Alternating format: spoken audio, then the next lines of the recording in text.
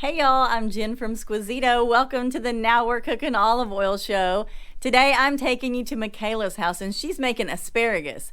She's going to use the lavender balsamic, and I've never heard of anybody using lavender balsamic with asparagus, but her family swears by it, that it's amazing. So she's going to use that plus the lemon-fused olive oil. So come on, and I'm going to take you to Michaela's house.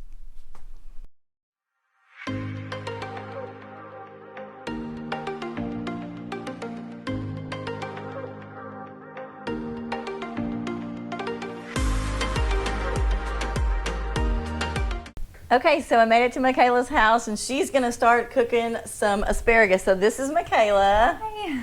Okay, so tell us how you're gonna do this. Okay, so first I like to get just any old knife and you're gonna cut it up into, I prefer about a 1/2 inch pieces. Okay.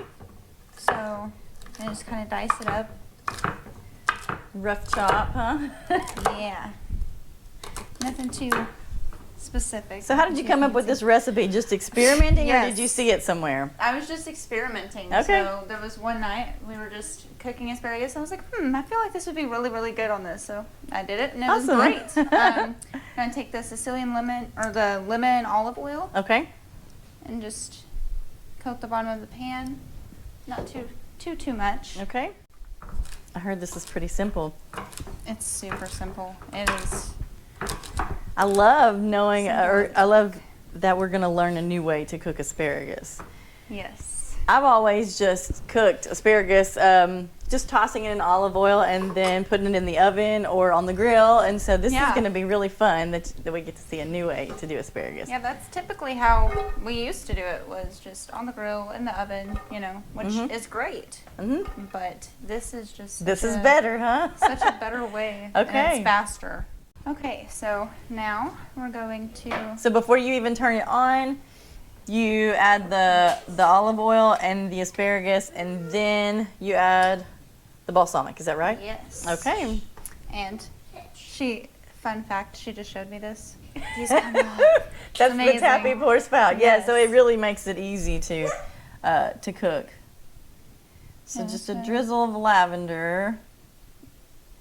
Yeah. Awesome. I'd say probably about a tablespoon to 2 tablespoons, just depending on how strong you want it. Okay. And then just a few turns, nothing too.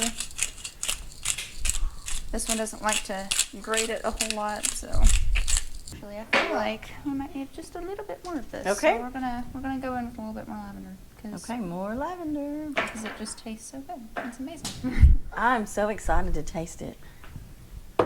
Then you're just going to put the lid on it and you'll just kind of let it heat up a little bit, and Okay. then you'll add about 1/4 cup of water to it, just to keep it from burning to the bottom of the pan. Okay. And that'll get it to that good soft but not rubbery texture. Okay. It's amazing. All right, so we're going to go ahead and add the water. How much did you say? About 1/4 cup. Okay, 1/4 Just not cup. too much water. We're going to set a timer for about 10 to 15 minutes on these. Now, if they're a little bit thicker stock, you need to set a timer for about 20 minutes. Okay. Just because it takes a little bit longer to cook. You just have to adjust cook timing too. We're going to let this Yeah, cook, just let her cook. and we'll check it in just a few minutes. And make sure you stir it just every few minutes so that it doesn't burn to the bottom of the pan, especially as you get closer to the end of it. Right. Yeah. The balsamic will start to caramelize. Yeah. And, yep. mhm. Yeah, it'll start kind of Okay. getting a weird taste. Right, yeah, it will. It'll burn the natural sugars and Yeah. make it bitter. That's Yeah. exactly what happens. Look at And- you figured it all out. And if you have to add more water, that's totally okay too. Mhm. Just to keep it from doing anything funky. Sweet. See, it's starting to look Mhm. kind of yellowed. You'll know when it's done, because it'll start to, all of it will have that kind of yellowish color Mhm. all over, and that's what you want. So we were talking about Michaela's hair being long, and I said that I used to have long hair, and Steele, y'all know Steele, my son, he said that he wanted me to grow my hair out again, and I told him that I didn't want to, because if I grow it out, then I will always have it in a ponytail. And he said, well, if you don't grow it out, then you have to wear lipstick. So that's why I have lipstick on today. Get those last couple of pieces. So, yeah, you just kind of have to gauge it just by how it's looking. Right. So And did you know that the acid is what takes the green out of the asparagus? Huh. That is cool to know. In case you didn't know this, I learned this from that book. It's called Salt, Fat, Acid, Heat.